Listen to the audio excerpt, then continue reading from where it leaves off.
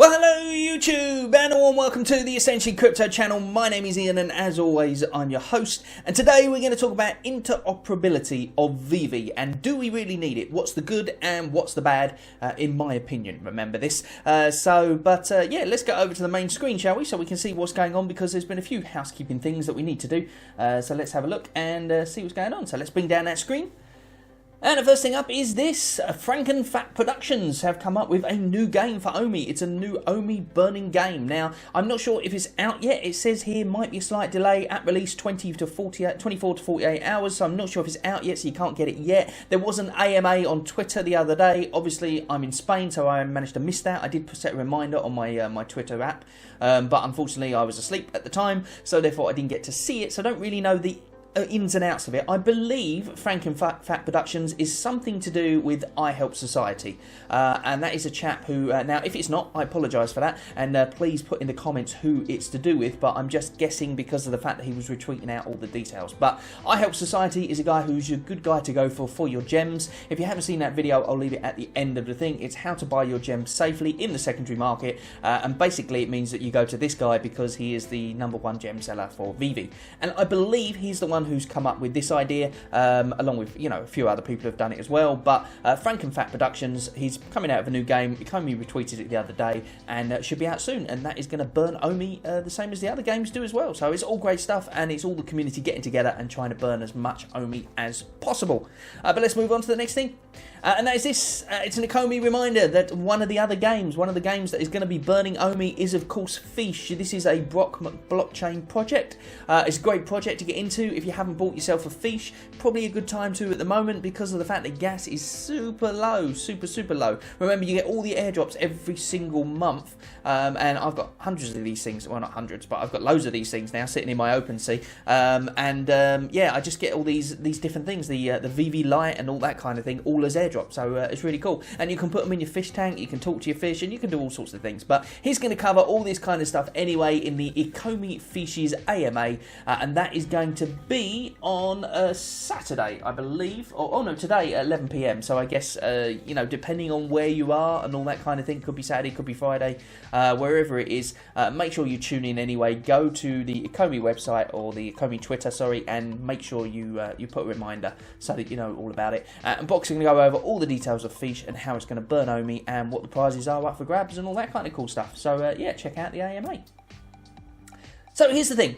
Now, interoperability. Let's talk about it. Basically, a lot of people have been saying that Veve aren't real NFTs because they're not interoperable. Can't take them off of the app. They are in a closed app. So let's have a look at some of the reasons why you may or may not want to take them off of this closed app. Now, firstly, it is a walled garden, so therefore all of your NFTs are essentially in this app.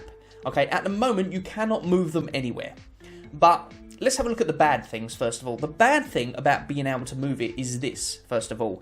You only have to go to this website, and I will leave it in the description down below. Now, I'm trying to think of the name of the website now. I've completely lost my train of thought, so therefore I'm not going to be able to tell you exactly, but it's something like How's Web3 Going or something like that. And basically what it is it's a collection of stories, not even stories, but real life occurrences that have happened in Web3, you know, as like a blog form, basically. So you will see that every day stuff is getting scammed and stolen and all that kind of stuff, basically. And NFTs are one of the big ones. Now, in terms of the walled garden that we got at the moment, obviously it's kind of like it's not connected to any other NFT platform or anything like that. So therefore, as it stands at the moment, the only way for someone to steal your NFTs, which don't get me wrong, it is still possible. Okay, it is still possible. I've heard stories of people who have been phished for their passwords, that kind of thing.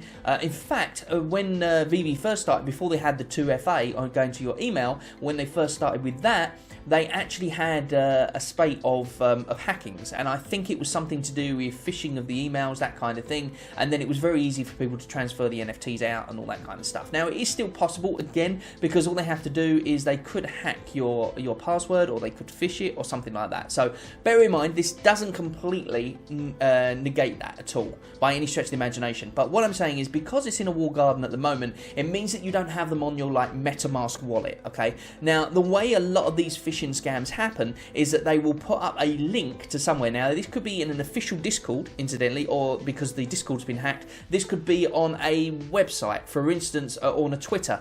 Somebody on Twitter, just recently, it was a newspaper in Mexico, I believe, or somewhere like that, and they were basically hacked, and they put up a link to a link for Goblin Town.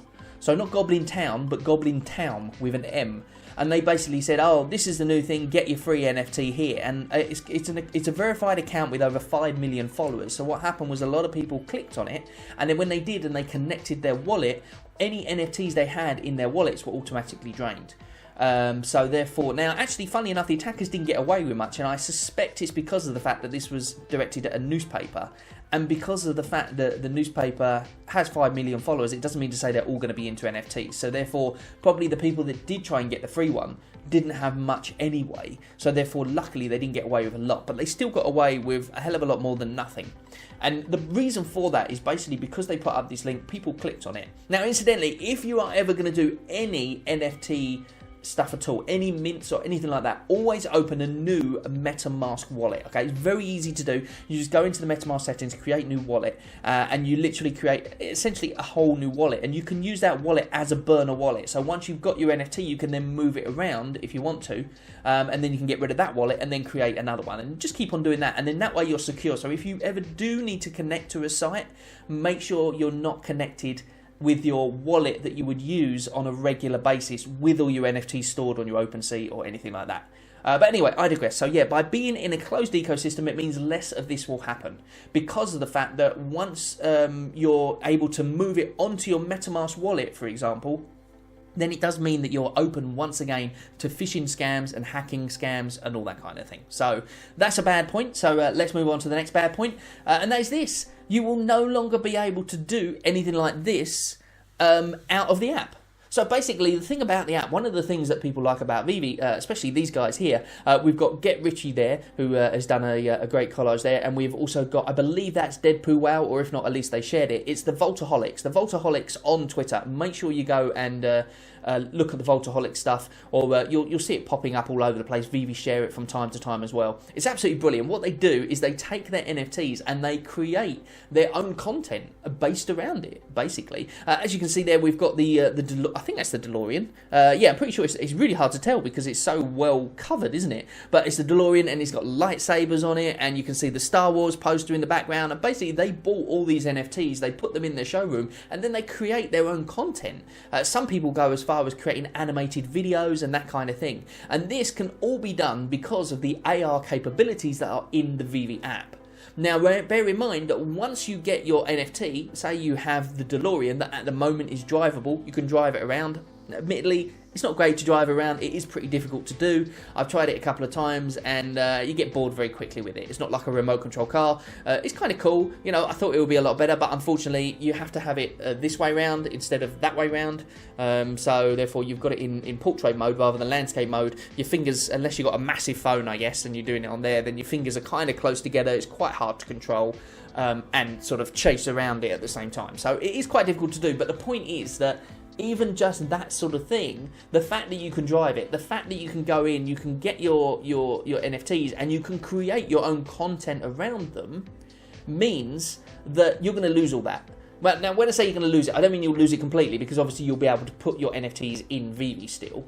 But once you take them off of that Veve app, they will no longer be able to do any of that stuff. They will just be essentially a picture, not even a 3D AR collectible, but just a picture sitting in your MetaMask account. That's it. And you won't even be able to see it on MetaMask. You'll only be able to see it when you go to OpenSea or or IMX or whatever, and you'll just see it as a picture. That's it. So really, then all that happens is all of the utility that comes with your NFT that you would get, like the drivability and all that kind of stuff, it gets lost completely. So therefore, now when I say lost, I don't mean you lose it completely. I just mean you lose it by taking it off the app. You can obviously transfer it back to the app again, and there'll probably be fees associated with that, I'm guessing anyway. So therefore, you've got to decide whether you want to go back and forth, etc, etc, etc. Or maybe there's no fees and you can just go back and forth however you want. I don't know. It depends where you're going to. If you're going to IMX and then that's compatible with OpenSea, then IMX there's no fees anyway. If they go to OpenSea, then there'll probably be no fees. But either way, the point is that once you take it off of that walled garden off of that thing, then you lose a lot of the functionality of the NFT. So what else is there? This is a biggie. This is a huge one. Now, this was on Crypto Crow, did an interview with Dan, and I believe David was in it as well. And it was way, way back. And one of the things that Crypto Crow focused on a lot when he was talking to them about Veve, and they focused on this a lot as well, and they don't seem to focus on it much anymore. And that was the fact that this is an app that, you know, they want the mainstream audience to be involved in. They want kids to be involved in at some point. You know, we've got the Laugh Out Loud, or is it Laugh Out Loud or LOL? I don't know how you say them. LOL dolls. We've got the Barbie, according to the Mattel tweet that was, or not the tweet, the leak that was there. So we've probably got Barbie. We've got a few other things as well that are kind of sort of for kids as well. The Disney ones, you know, obviously adults at heart, but or kids at heart when they're adults, but also for kids as well. And the thing is that, like, my little one, he's 4, and he likes playing with these things. He likes going up and down and moving them around and all that sort of stuff. And I feel a lot more happy now that I can give him the app and he can play around with them without him accidentally selling stuff for me as well, because of the fact that there's 2FA. So that's awesome. That makes it a lot better. But also, they're aiming at kids. So therefore, they want to make it easy. They want to make it just a password and get in.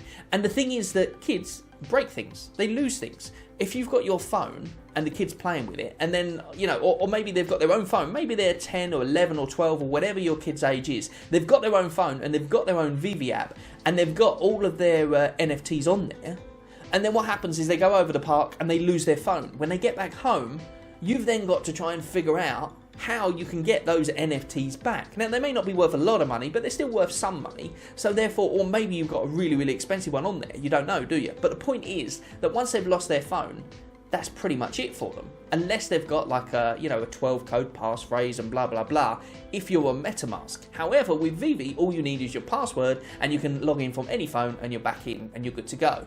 And the amount of times that people lose their 12-code passphrase or get it hacked from them or anything like that is, you know, a lot. Basically, you can see here, this guy here, he lost $500 million in Bitcoin because of the fact that he threw away the laptop with the Bitcoin wallet on it. So, you know, and I've seen many posts about the fact. Well, actually, my brother-in-law the other day, he swapped over his phones. He swapped from one phone to the other, and he just assumed that all of his cryptocurrency, MetaMask and everything like that, all that will just automatically go over to the other phone. Trust wallet, that's what it was. It was a trust wallet. So he had his trust wallet on this phone, he bought a new phone, he updated it by doing the, you know, bringing everything across, and then he found out that it wasn't compatible anymore. So therefore, his trust wallet was completely gone, and he lost a lot of OMI. However, he was lucky in the sense that he did the thing that you should never do, which is to put your passphrase on the cloud. So he managed to get it back, and he got it all back and everything, but now he's deleted it off, and he's made sure he writes it in a little book. Incidentally, good tip for you, and I've been doing this a lot lately, and that is get yourself like some sort of diary or something like that, and write your passphrase in there, write it in code of some kind that only you know, so that way if anyone was to pick it up, they wouldn't be able to decipher it, and you've got yourself your thingy. Do that a couple of times, put it in different places, and then, you know, you're a little bit more secure, obviously, than just putting it on a piece of paper and chucking it in a drawer somewhere, because you never know when you're going to need it. And also, if you are ever going to update your MetaMask or anything like that, just create a new profile in Chrome and then add that MetaMask to there, so that way you've still got the other profile, so that if that profile, if you put in your MetaMask account and you realise that the passphrase is not correct, using it from your backup or whatever, then you've still got the other one available. You can then go in, check what the passphrase is, and then rewrite it down or whatever you have. And that way you just got a little bit extra security. But obviously that doesn't help if your things get stolen, or if your it gets lost or broken, or your hard drive fails or whatever. But with Veve, obviously, you log into any phone, you log in with your password, you're ready to go, and you're all set and good to go. Simple as that. So I see that as a big advantage. So here's the next thing. This is a disadvantage as well, and that is the fees. The fees associated with interoperability. Now, at the moment, you've got your fee for selling in the marketplace, and you've got your fee for cashing out. However, those fees are also going to be prevalent on the systems themselves, like OpenSea and IMX and all them kind of things as well. In fact, you're probably going to have all the fees in the marketplace plus transfer fees from Veve, and then on top of that, you will have fees from OpenSea and IMX and whatever else you go to. So I checked this with Reese when I was doing my interview with him. I said, will there be extra fees? And he said, yes, more than likely. So therefore, the chances of the fees being even higher are very, very high, basically. So bear that in mind when you're thinking about interoperability and why you want it. You're simply going to raise the fees because of the fact that you want to sell on OpenSea. So let's have a look at the good, shall we? Because obviously that's all the bad. I don't think I've got any more bad than that. So if you have got any other bad options for it, or any good options, in fact, put them in the comments below and let me know, because I'd really like to know. I think I've covered everything there. But let's have a look. The first good option is this. I think this is a great thing about interoperability. I can't even say it. And that is that once you can move your Veve NFTs onto your OpenSea or whatever, you can then attach your Trezor wallet or your ledger or whatever you've got, and therefore it's a lot more secure. So at the moment, as it stands, people can hack your Veve, they can get in, they can sell your stuff on the marketplace for a little amount of money or something to themselves, essentially, or something along them sort of lines, basically in a way to get your collectibles. So if you unfortunately phish for your password, or maybe your email as well can be hacked, and if your email's hacked, then your Veve is hacked. So bear that in mind, make sure you enable 2FA on your email. In fact, on my email, I've even put on my ledger, and that's a good reason to get a ledger, by the way. You can get a little thing. I'm not sure if they do it on the Trezor. I haven't looked into it, but on the ledger they do it, and it's like a YubiKey security thing. And basically, you plug your ledger in, and the only way to access your email. Now, you only have to do this once, by the way, every time you go onto your thing. So if it's on your laptop, you have to do it every time. It's just every time it asks for it or something. So you know, it might ask for it once a month or something like that. Obviously, if your laptop gets stolen, that's not great. But the theory is that you will need your key in order to be able to do anything. So if someone logs in from somewhere else in the world into your laptop or into your email, they can't actually log in unless they have the YubiKey or something like that. So therefore, I always recommend getting one of those. So make sure you secure your email with that, so that way you can't get hacked with your Veve as well. But this is good because if it comes to your wallet, your MetaMask, you can then put it all on your Trezor, and then you've basically got your cold wallet that is offline storage, which means that nobody can get into it at all. However, bear in mind that they can still get into it if you go into a site and you allow contract access, okay? Now, you may not think you're allowing contract access for them to be able to steal your Veve NFTs or any other NFTs you have. So make sure you read the contract every time. In MetaMask, it pops up. It tells you what you're allowing access to. Make sure you read it. The same with the amount of money you're allowing to be transferred, etc. in your MetaMask. Always make sure you read it. Change it if you need to. Or whatever, and make sure if you do go to a site that's not reputable because you're not really sure, you want to mint an NFT, as I said, just create a new MetaMask wallet, because you can always move it over to your cold wallet at a later date. And even though that may cause you some fees to do, it's still worth doing, because to move it within the wallets for a start, it doesn't cost us much, I believe, depending on the time of day, that kind of thing, and also it's a lot more secure, so bear that in mind. So what's also good about the NFTs is this: it's mine, it's mine, it's mine. And that's what people want to see. That's what people want to say. They want to say that at the moment it's in Veve and they have absolutely no right to that NFT whatsoever. Which is kind of true, because obviously people, when they get their accounts banned and all that kind of thing. Now, that is obviously, normally it's people doing stuff that they shouldn't be doing, like botting or something like that, and then they ban the account. And then obviously you haven't got your NFT anymore. So if it was interoperable, then it means that you could take that NFT straight off and put it on your MetaMask, and then you could do what you like with your account. And then that means that if they banned your account, you've still got your NFTs, sort of. So therefore, obviously, that is a good thing for the people who want to do nefarious activities. It's also a good thing for the people who got caught up in controversies where they bought gems that were apparently stolen and they didn't realise, and then obviously they don't lose all their accounts, and that is great. However, a lot of other people have been saying, well, I want it on my own thing, so they can't change the NFT, and that is wrong. Because it doesn't matter where you put that NFT, they will still be able to change it if they want to, because that is just a receipt that you have. That's it. You have a receipt on the blockchain, and it is pointing to somewhere. It's pointing to an asset somewhere, and whatever they do to that asset in that area, that will automatically change anyway.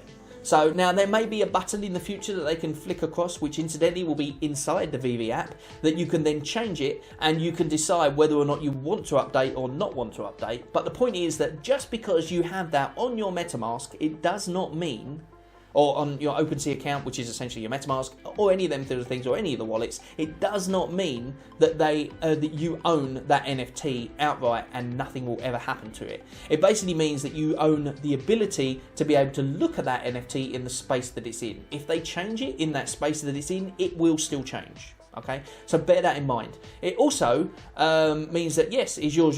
So if a hacker gets your MetaMask, takes away your Veve NFT, you've got absolutely no recourse whatsoever. So therefore, bear all that in mind. In terms of the it's mine, that's pretty much it, I guess, on that one. I can't think of anything else that I would have to say about the fact that it's my NFT. Yes, of course, there is the fact that people think that if they buy an NFT, it automatically gives them the right to be able to do whatever they like with that IP. For instance, make t-shirts, make, hoodies, or whatever they want to do. And that is simply not the case. In fact, there was an AMA the other day, and Reese and Dan explained that they have, you get the right to own that NFT, but you don't have any rights to use the content in any way to make money off of that IP, because essentially that IP, like Disney, that kind of thing, they pay a lot of money to get those rights. Now you've got the other ones like the Bored Ape Yacht Club, that kind of thing. Normally when you buy those NFTs, you do get rights to them, but that's because of the fact that these things are not an IP already known. Now, obviously, you could argue that Bored Apes is a bit different now, and it is a possibility that in the future that's all going to change because of the fact that Seth Green's coming out with an actual cartoon based around the Bored Apes, or a TV show based around it, and they're going to be a restaurant based around it, and people can do all these things. But obviously, when those first came out, people didn't know that the community was going to be so big. They didn't know they were going to be worth so much. So therefore, I guess the license comes with the NFT. But with Veve NFTs, this simply isn't the case. So therefore, if you were to buy a Veve NFT, it doesn't necessarily mean that you can create t-shirts or hoodies or cups or mugs or whatever, or any of that kind of stuff to be able to sell straight away. You still have to get permission, in this case from the IP, to be able to do that. So bear all that in mind as well. While we're on the subject of that, actually, if you want any Veve merchandise, you can go to Homies merch. There's some on there from Veve Vault, from Johnny Dunn and myself as well. And there's also Veve merchandise as well. I did ask Reese, he said it was perfectly fine for me to use the Veve logo, so therefore I have permission. So it is essentially sanctioned Veve IP, and all proceeds from that go to the creators themselves, whoever it is who designed each of the things, basically. So therefore, if you like any of that stuff, visit Homies merch, and you'll see that in the comments below. Anyway, let's move on to the next thing, shall we? And that is this. Yes, one of the really good reasons to be able to have interoperability is the fact that you've got so many other places that you will be able to cash out. You will literally be able to go to so many other places. Now, this is just a few of them that are possibilities, okay? This is not guarantees or anything like that. OpenSea, Coinbase NFT, Immutable NFT, GameStop obviously have got their own wallet, but that's on Immutable anyway. But the point is that if any of those are going to allow you to be interoperable with them, then it basically means that you can then sell your things on those, and then you can cash out. So depending on what their personal platform allows you to do, you'll be able to do it on there with your Veve NFT. So for instance, at the moment as it stands in the market, you have to pay 6% to the Disney in order to be able to sell it, and you have to pay 10% to be able to cash out. Now, bear in mind, I did say, because Reese did say, that the fees will stay the same, and when it's interoperable, it just means that you will be able to move it onto there, and you will still have to pay the 6% fee, which is one of the reasons I think that Immutable and a few others are having trouble with the smart contracts, because they have to make sure that this is a constant royalty all the time, no matter where you sell it, on which platform, etc, etc. So those things are being done as it stands at the moment, so therefore interoperability is essentially around the corner, but then so is payout at the end of the day, and we don't really know for sure, although signs are looking good. If you look at a few people on Twitter, people are saying they've got the access to it. Whether or not that's fake, I don't know. I still don't even have access to the web platform. So therefore, all is going to be revealed, I guess, at the end of the month. That is going to be the kicker. But anyway, I digress. So we've got OpenSea, Coinbase, Immutable, NFT, Binance, maybe, I don't know, maybe it'll be compatible with that, maybe it won't, who knows. But the point is that all of these places, once you can get them onto those, you can use those as cash out options instead of using the Veve platform. So, that can only be a good thing. And then, of course, we've got the big one. This is the big one. This is the main reason. This is the only reason, in my idea or my view, why people want these to be interoperable. Now, there's a lot of people out there who will say, oh, it's because of the fact that we want to own it and all that kind of thing. It's not really that you want to own it. It's the fact that you want the prices to go up, and that's it. NFTs themselves, obviously a lot of people are saying that there's certain stipulations they have to have in order to be NFTs. Now, really, there's not those stipulations. It's just a general community feel that those are the stipulations, and one of them is the fact that you have to be able to own it yourself in your own wallet in order for it to be an NFT. Well, that's not strictly true, because it still is an NFT, a non-fungible token. At the end of the day, it's still a token on the blockchain, whether you own it in your own personal wallet or whether you own it on Veve.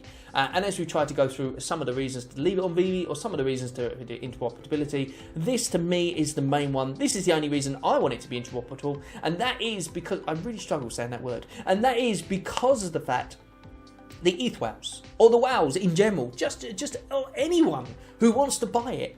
If you've got it on the Veve platform, it means that people have to go to the Veve platform and they have to buy it. They buy it in gems, they then have to cash out the gems.